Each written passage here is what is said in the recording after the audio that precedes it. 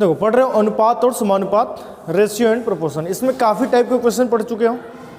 पहला टाइप सबसे बेसिक था कि क्वेश्चन इस टाइप का बहुत क्वेश्चन आता है कि 2 रेशियो मान लो 5 है और समानुपात अगर दे रहे कि 6 रेशियो x, तो क्वेश्चन पूछता है कि x की वैल्यू ज्ञात करें। तो क्या करोगे, इसका बाहर का बाहर में मल्टीप्लाई बराबर अंदर का अंदर में मल्टीप्लाई। तो 2 गुणे x करोगे तो 2x हो गया और बराबर 5 गुणे 6 करोगे तो 30। तो x बराबर 15, x की वैल्यू पूछता है। और इस टाइप का क्वेश्चन बहुत आता है। इस टाइप के भी क्वेश्चन पढ़ चुके हो। फिर एक टाइप का क्वेश्चन पढ़े हो कि अगर a ratio b equal to दिया हो 2 रेशियो 3 है और b रेशियो c मान लो दिया है कि 5 रेशियो 7 है, तो बोल रहे हैं कि a ratio b ratio c ज्ञात करें। तो इसके लिए क्या किए थे, इसका इसमें गुणा, इसका इसमें गुणा और इसका इसमें गुणा कर लिए थे। तो 2 गुणे 5 किए थे 10 हो गया और ऐसे 5 गुणे 3 किए थे 15 हो गया और 7 गुणे 3 किए थे 21। अगर कटने वाला तो काटेंगे, नहीं तो यही छोड़ देंगे, इसका आंसर हो जाएगा। और तीसरा क्वेश्चन आय और व्यय पे पढ़े थे, आय और व्यय वाले टाइप के क्वेश्चन कि अगर उसका आय ए और बी का आय क्वेश्चन में दे रहा है, ए और बी का आय मान लो क्वेश्चन में दे दिया कि 5 रेशियो 4 है, ये बोल दिया ए और बी का आय है, क्या है, आय है। फिर व्यय दे दिया यानी कि खर्च दे दिया ए और बी का कि ए और बी के खर्च का जो अनुपात है वो 2 रेशियो 1 है, 2 रेशियो 1 है। और कह रहा है कि दोनों यानी कि प्रत्येक मान लो बोल रहा है कि 30 रुपये की बचत करते हैं, प्रत्येक 30 रुपये की बचत करते हैं। तो ए की आय ज्ञात करें। अब यहाँ से देखोगे, सॉल्व करोगे तो अंतर देखोगे कि ए कितना रुपये कमा रहा है, 5 रुपये, और खर्च कर रहा है 2 रुपये। अंतर देखो कितने का है, 3 का। यहाँ से 4 रुपये कमा रहा है और एक खर्च कर रहा है, अंतर कितने का है, 3 का। समान अंतर बच रहा है यानी कि 3 रुपये सबका बच रहा है ना। और क्वेश्चन में क्या बोल रहा है कि 30 रुपये बच रहा है, यानी कि 3 के बराबर क्या हो रहा था, 30 रुपये। तो हम एक इकाई की वैल्यू ज्ञात कर रहे थे, 3 से डिवाइड कर दे रहे थे, तो क्या हो गया, 10 रुपये। पूछा है कि ए की आय ज्ञात करें, तो ए क्या है, 5 है, तो 5 गुणे 10 कर दोगे 50 रुपये, ये क्या होगा, ए की आय। बी की आय पूछता तो 4 गुणे 10 कर देते 40 रुपये।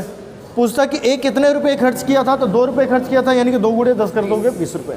तो इस टाइप के क्वेश्चन अभी तक पढ़ चुके हो, पूरा आय व्यय से संबंधित सारे टाइप के क्वेश्चन पढ़ चुके हो। अब हम नया टाइप स्टार्ट करने जा रहे हैं, एज से संबंधित अनुपात वाले क्वेश्चन, ठीक है ना। एज से संबंधित अनुपात वाले क्वेश्चन, एज वाला चैप्टर नहीं, चैप्टर तो है अनुपात और समानुपात ही, लेकिन इसमें एज से संबंधित अनुपात के क्वेश्चन पढ़ोगे। एक पूरा चैप्टर ही पढ़ोगे, एज से अलग क्वेश्चन ही पढ़ोगे, पूरा चैप्टर ही। लेकिन इसमें कुछ क्वेश्चन बस पढ़ना है एज वाले, जो कि अनुपात समानुपात में आएगा, ठीक है। देखो इस सबको मिटाते हैं, ये सारा पढ़ चुके हो। अब नया टाइप आज स्टार्ट कर रहे हैं। इसमें पहला क्वेश्चन नोट करोगे। क्वेश्चन क्या दिया है कि ए तथा बी की उम्र का अनुपात 7 संबंध 4 है, इनके उम्र का अंतर 18 वर्ष है, तो प्रत्येक का उम्र बताइए। अब ए और बी के उम्र का अनुपात दे रहा है क्या, 7 संबंध 4। क्वेश्चन में बोल रहा है कि इनकी उम्र का अंतर 18 वर्ष है। ऐसे अंतर देखो कितने का हो रहा है, 3 का अंतर हो रहा है ऐसे। और क्वेश्चन में क्या बोल रहा है, 18 वर्ष का अंतर है। तो एक इकाई की वैल्यू ज्ञात करो, 3 से डिवाइड कर दोगे तो 6 वर्ष हो गया। अब पूछा है कि प्रत्येक का उम्र बताइए। तो ए का उम्र 7 है, तो 7 गुणे 6 कर दोगे 42 वर्ष हो गया। बी का उम्र 4 इकाई है, तो 4 गुणे 6 कर दोगे 24 वर्ष हो गया। तो प्रत्येक का उम्र यानी कि ए का एज क्या हो गया, 42 वर्ष, और बी का एज क्या हो गया, 24 वर्ष। कोई डाउट है, बहुत सिंपल सा क्वेश्चन है, ठीक है। देखो दूसरा क्वेश्चन इसी से संबंधित क्वेश्चन है, पिता 10 वर्ष पूर्व अपने पुत्र की आयु का 3 गुना था, वर्तमान में पिता की आयु पुत्र की आयु का 2 गुना है, तो पिता की वर्तमान आयु ज्ञात करें। तो जो दिया है वो लिख लें हम पहले। तो 10 वर्ष पूर्व दे रहा है ना, 10 वर्ष पूर्व, 10 वर्ष पूर्व और पिता पुत्र और पिता। तो क्या बोल रहा है कि 10 वर्ष पूर्व, 10 वर्ष पूर्व पिता 10 वर्ष पूर्व अपने पुत्र की आयु का 3 गुना था। अब हमको पता नहीं है कि पुत्र 10 वर्ष पहले कितना था। तो क्वेश्चन को इजी बनाने के लिए पुत्र की आयु को मान लो कि 1 है। अगर 10 वर्ष पूर्व पुत्र की आयु 1 वर्ष हो, ठीक है, तो पिता की आयु उसका 3 गुना है, मतलब 3 हो जाएगा क्या, बोलो 3 हो जाएगा। अब वर्तमान में क्वेश्चन में बोल रहा है कि वर्तमान में क्वेश्चन करें कि वर्तमान में पिता की आयु पुत्र की आयु का 2 गुना है। वर्तमान में पिता की आयु क्या, पुत्र की आयु का 2 गुना है तो पिता की वर्तमान आयु ज्ञात करें। अब 2 गुना है, यहाँ पे देखो दोनों के बीच डिफरेंस कितने का हो रहा है, तो आगे ऐसा तो नहीं है कि 3 का डिफरेंस या 4 का डिफरेंस हो जाए, 1 का डिफरेंस हो जाए। अगर आज पिता की आयु मान लो अगर 30 वर्ष है और पुत्र की आयु अगर 5 वर्ष है, तो 25 वर्ष का अगर डिफरेंस हो रहा है तो 5 साल बाद भी तो 25 वर्ष का ही डिफरेंस होगा ना। ऐसा तो है नहीं कि पिता बढ़ेगा और पुत्र नहीं बढ़ेगा, उसका भी एज बढ़ेगा। इसलिए आगे भी दोनों का डिफरेंस क्या होना चाहिए, सेम होना चाहिए। अब क्वेश्चन में बोल रहा है कि जो वर्तमान में जो पिता की आयु है वो पुत्र की आयु का क्या है, 2 गुना है। अगर तुम पुत्र की आयु को वर्तमान में 2 लो तो पिता की आयु उसका 2 गुना यानी कि 4 होगा। देखो दोनों का डिफरेंस 2 रह गया, यहाँ भी अंतर 2 हो रहा था, यहाँ भी अंतर। अगर मान लो हम पुत्र की आयु को 3 वर्ष ले लेते हैं तो पिता इसका 2 गुना यानी कि 6 वर्ष होता। अंतर कितना हो गया, 3 का हो गया ना।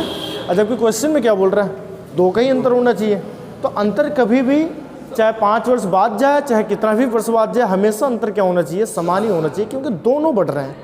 इसलिए पुत्र की आयु अगर 2 वर्ष हो गई वर्तमान में तो पिता क्या हो जाएगा, 4 वर्ष हो जाएगा। बोलो कोई भी डाउट है? पूछा है कि पिता की वर्तमान आयु ज्ञात करें। अब यहाँ से देखोगे ये क्या है, 10 वर्ष, ये 10 वर्ष पूर्व था, ये वर्तमान में, यानी कि वर्तमान में है ना। 10 वर्ष पूर्व अगर हम देख रहे हैं कि 3 वर्ष है, दोनों का अंतर कितना हो रहा है, वर्तमान में 4 है, 10 वर्ष पूर्व 3 था, यानी कि 10 वर्ष पूर्व का अंतर क्या हो रहा है, 1। और क्वेश्चन में क्या कर रहा है, यानी कि 1 के बराबर 10 वर्ष हो गया क्या, 1 के बराबर 10 वर्ष हो गया। पिता की आयु पूछ रहा है तो पिता की आयु वर्तमान में क्या है, 4 है, तो 4 गुणे 10 कर देंगे तो 40 वर्ष। अगर पूछता है कि पुत्र की वर्तमान आयु क्या है तो 20 वर्ष। पूछता है कि पिता की 10 वर्ष पूर्व की आयु क्या है, 30 वर्ष हो जाता है। जो पूछेगा वो क्वेश्चन को सोल्व कर लेंगे। इस चीज़ को ध्यान देना है कि डिफरेंस 2 होना चाहिए, क्योंकि ऊपर 2 डिफरेंस मिल रहा है तो नीचे भी 2, ऊपर जो डिफरेंस मिलेगा वही नीचे। नहीं तो यहाँ पे सोच सकते हो कि हम पुत्र की आयु 3 मान लें, 5 मान लें, 6 मान लें, तो फिर डिफरेंस समान नहीं आएगा। ठीक है, बोलो कोई भी डाउट है, नोट करो। देखो अगला टाइप का एक क्वेश्चन बता रहे हैं, क्वेश्चन नोट करना। क्वेश्चन ये कि संख्याएं 9, 12, 17 व 22 के प्रत्येक पद में कितना जोड़ा जाए कि संख्याएं क्या हो जाए, समानुपाती हो जाए। पहले हम बेसिक बता रहे हैं, उसके बाद से इस टाइप के क्वेश्चन को ना विकल्प के अनुसार किया जाता है। ऑप्शन में जो है उससे हम करते हैं, ऑप्शन के अकॉर्डिंग हम इस टाइप के क्वेश्चन को सोल्व करते हैं। लेकिन पहले हम बेसिक से बता दे रहे हैं ताकि अगर ऑप्शन से ना कर पाओ, ऑप्शन से ही सबसे बेस्ट होता है, बहुत कम टाइम लगता है ऑप्शन से। लेकिन पहले बेसिक से बता रहे हैं। देखो संख्या इतना के प्रत्येक पद में कितना जोड़ा जाए कि संख्या समानुपाती हो जाए। हम मान ले रहे हैं कि माना प्रत्येक पद में x जोड़ रहे हैं, प्रत्येक पद में x जोड़ रहे हैं तो संख्या क्या हो जा रहा है, समानुपाती हो जा रहा है। या मान लिए कि माना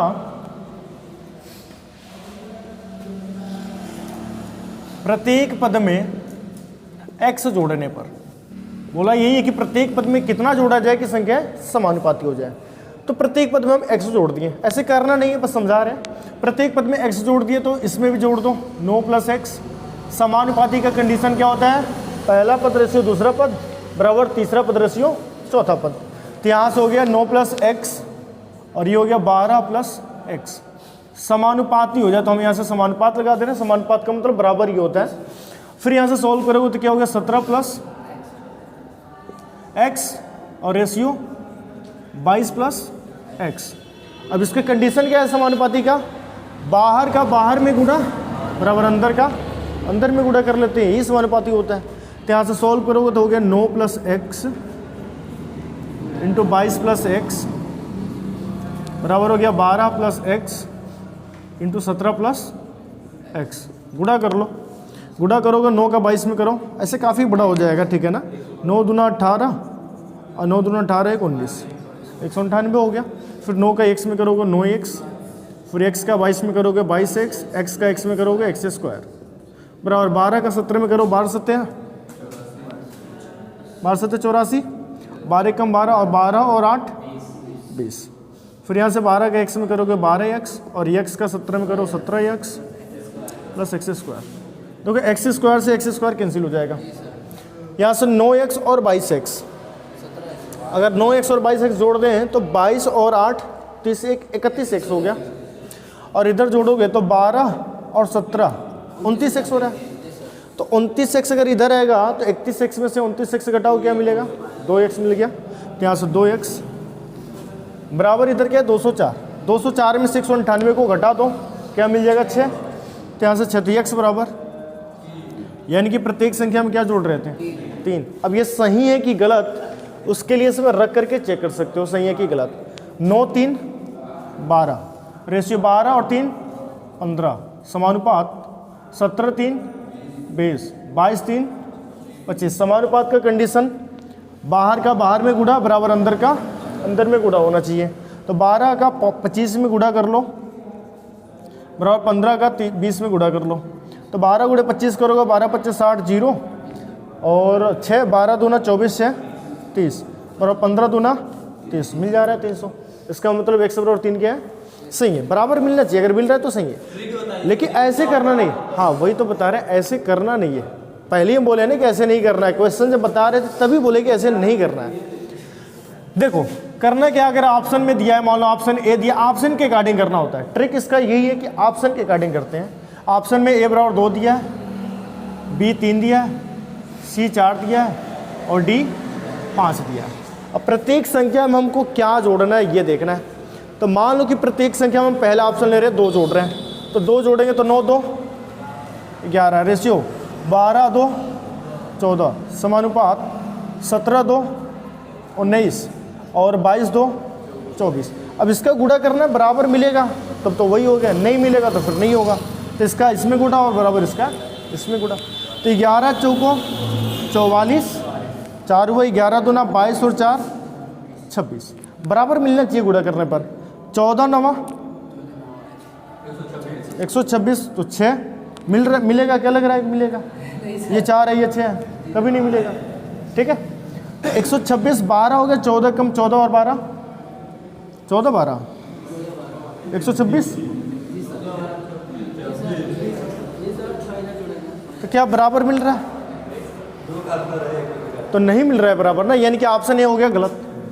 अब हम ऑप्शन बी को देखेंगे, तो ऑप्शन बी को तो हम देख ही चुके हैं। जोड़े हैं 3 तो 9 3 12 हो गया, 12 3 15 17 3 20 22 3 25। इसको सोल्व किए तो बराबर मिल गया, तो ऑप्शन के अकॉर्डिंग ऑप्शन बी हो गया। इस टाइप के क्वेश्चन को सोल्व करते वक्त हम क्या करते हैं, ऑप्शन का ही यूज़ करेंगे। बेसिक से सोल्व नहीं करना, बेसिक से सिर्फ हम समझाए हैं कि कैसे होगा। बोलो कोई डाउट है, ऑप्शन रखो। जोड़ने के लिए बोल रहा है तो चारों ऑप्शन में से पहला ऑप्शन पहले रख करके देखो बराबर मिल रहा है कि नहीं मिल रहा है। फिर अगर नहीं मिला तो दूसरे ऑप्शन करके तो देखो, वो भी नहीं मिला तो तीसरे को, वो भी नहीं मिला तो चौथे को रख करके ट्राई करना है।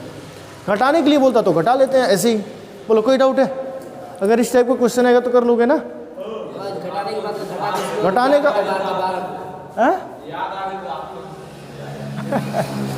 हाँ ऑप्शन से ही करना है, बेसिक से नहीं करना है। बेसिक से करोगे हाँ। दूसरा क्वेश्चन नोट करो, ऑप्शन है 3 4 5। बोलो कोई डाउट है, क्या आ रहा है आंसर 4।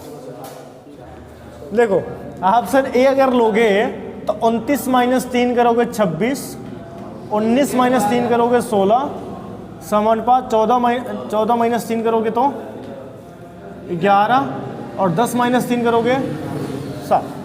अब इसका इसमें गुणा बराबर इसका इसमें गुणा, तो 7 6 के 42 को 2 हासिल 4 और 7 दूना 14 और 4 18 182 हो गया।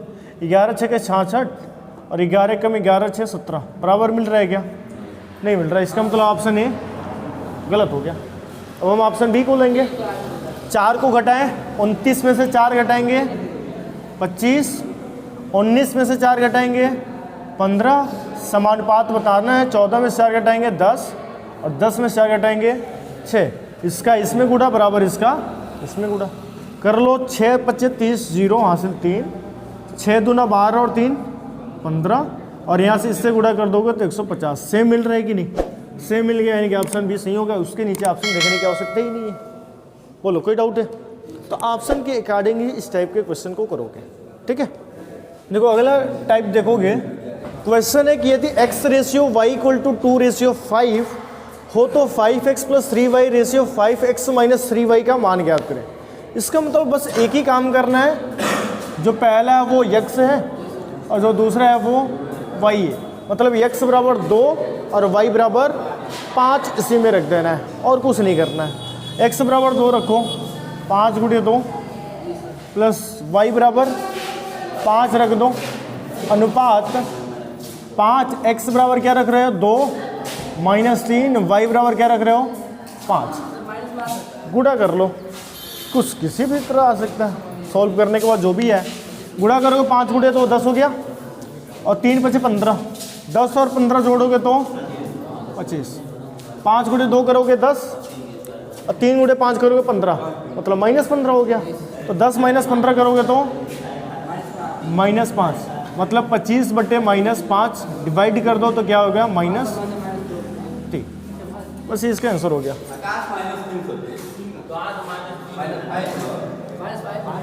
अच्छा हाँ, -5 आ रहा है ना, तो -5 ही तो किए हैं। अच्छा 25 में, हाँ 25 में डिवाइड कर रहे हैं -5, ठीक है। बोलो कोई डाउट है? ऐसे ही क्वेश्चन गलत हो जाता है ना। नहीं, अनुपात में नहीं है, इसका मान कुछ है ना, टोटल का मान कुछ है। तो इस टाइप का क्वेश्चन आ रहा है तो बस यही करना है, जो x का मान है वो पहला, जो y है वो दूसरा, उसी वैल्यू को बस क्वेश्चन में रख दो।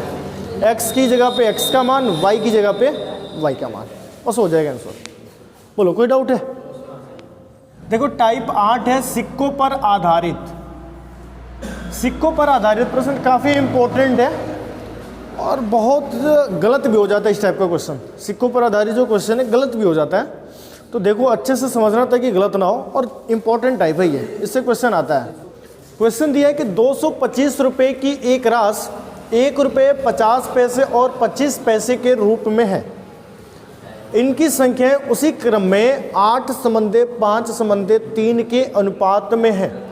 1 रुपये की सिक्कों की संख्या क्या है? उसी क्रम में का मतलब ये है कि 1 रुपये के सिक्के का अनुपात 8 है, 50 पैसे के सिक्के का अनुपात 5 है और 25 पैसे के सिक्के का अनुपात 3 है। उसी क्रम का मतलब ये है। तो पूछ रहे कि 1 रुपये के सिक्कों की संख्या कितनी है।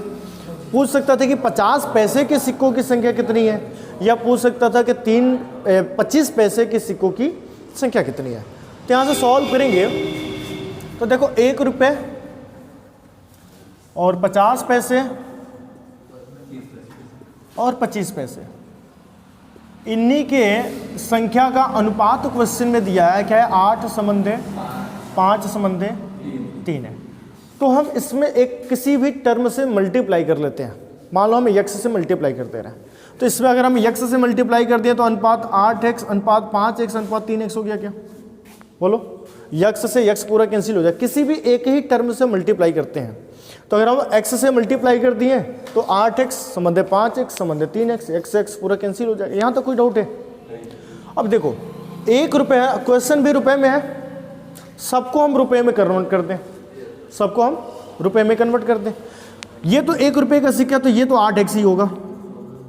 ये 5x 50 पैसे का सिक्का है ना, तो अगर इसको रुपए में कन्वर्ट करना तो इसमें क्या करेंगे हम, 2 से डिवाइड कर दें। 1 रुपये में 50 पैसे का 2 ही सिक्के होंगे ना, 1 रुपये में 50 पैसे के 2 सिक्के होंगे, तो इसको रुपए में कन्वर्ट करना तो हम इसमें 2 से डिवाइड कर दें।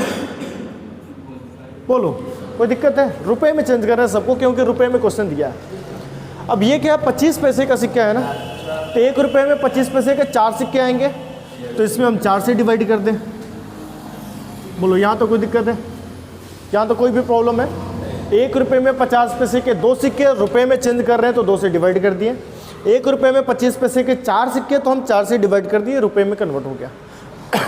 अब ये जो अनुपात मिला है इनका योग ही तो 225 रुपये होगा। मतलब 1 रुपये के सिक्कों की संख्या, 50 पैसे के सिक्कों की संख्या, 25 पैसे के सिक्कों की संख्या, इन सभी सिक्कों की संख्याओं का योग ही तो 225 रुपये होगा। तो सबको हम जोड़ दें, सबको जोड़ेंगे तो 225 रुपये के बराबर हो जाएगा। अब यहाँ से सॉल्व करो तो 2, 4 और इसके नीचे 1 लिख सकते हो। एलसीएम लोगे 4 होगा, 4 से इसमें गुणा कर दो, 2 से 4 2 बार में कट जाएगा, 2 से 5x में गुणा कर दो, 4 से 4 कट जाएगा एक बार में, तो 3x बराबर 225 हो गया क्या? इसके नीचे 1 लिख सकते हो।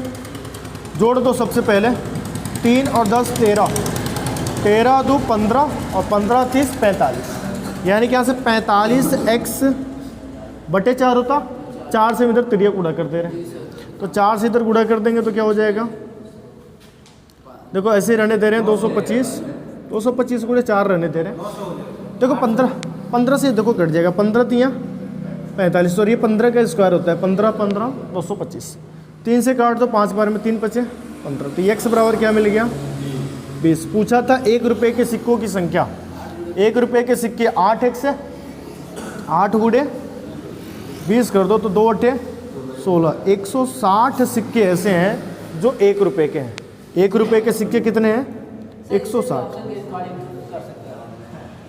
हाँ ऑप्शन की काउंटिंग कर सकते हो, लेकिन दिक्कत ये है कि पूरा ऑप्शन को रोकोगे तो थोड़ा सा हो सकता है कि दिक्कत होगा। तो 1 रुपये के सिक्कों की संख्या कितना है 160। अब ये सही है कि गलत ये भी ज्ञात कर सकते हो। कैसे? 50 पैसे के सिक्कों की संख्या ज्ञात कर लो। तो 50 पैसे के सिक्के 5x हैं, तो 5 गुणे x यानी कि 20, क्या हो गया 100 सिक्के हो गए 50 पैसे के। 25 पैसे के सिक्के ज्ञात कर लो, 3 गुणे 20 करोगे 60 सिक्के हो गए 25 पैसे के। इसको रुपए में अगर कन्वर्ट करोगे 50 पैसे के 100 सिक्के यानी कि कितने रुपए 50 रुपये।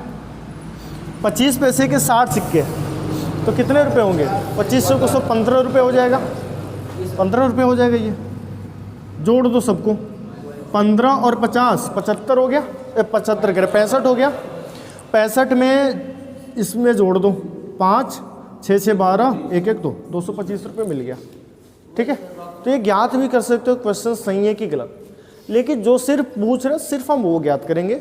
1 रुपये के सिक्कों की संख्या पूछा तो 160, 50 पैसे के सिक्कों की संख्या पूछता तो 100, 25 पैसे के सिक्कों की संख्या पूछता तो 60। बोलो कोई भी डाउट है? ये क्वेश्चन काफ़ी इंपॉर्टेंट है और ज़्यादा चांस होता है गलत होने का। तो ये बताओ कोई भी डाउट है? नहीं डाउट है ना? चलो नोट करो। इसी टाइप का दूसरा क्वेश्चन लिखोगे। क्वेश्चन दिया है किसी थैली में 90 रुपये की राशि 50 पैसे 25 पैसे और 10 पैसे के सिक्कों के रूप में है, जिनका अनुपात 2:3:5 है। तो थैली में 25 पैसे के कितने सिक्के हैं? किसके बताने हैं? 25 पैसे के। सॉल्व अगर करोगे तो ये 50 पैसे के सिक्के, 25 पैसे के सिक्के और 10 पैसे के सिक्के, इनका अनुपात दिया है। क्या अनुपात है?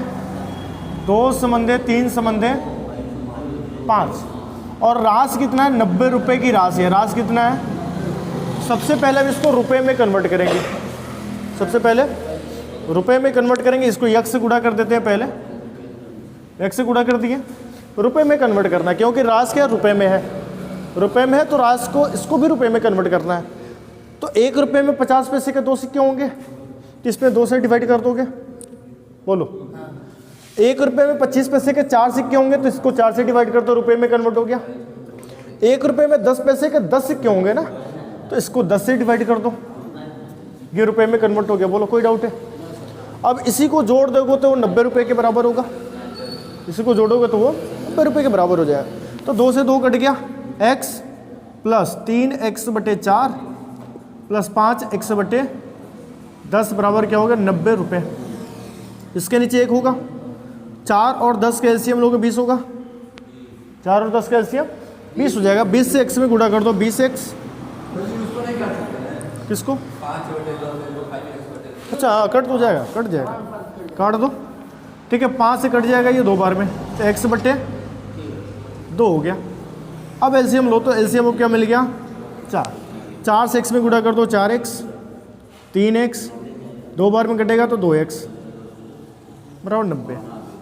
90/1 कर सकते हैं, करिया गुणा कर देंगे हम। 4 3 7 2 9x बराबर 90 गुणे 4 हो जाएगा, 470 गुणा हो जाएगा।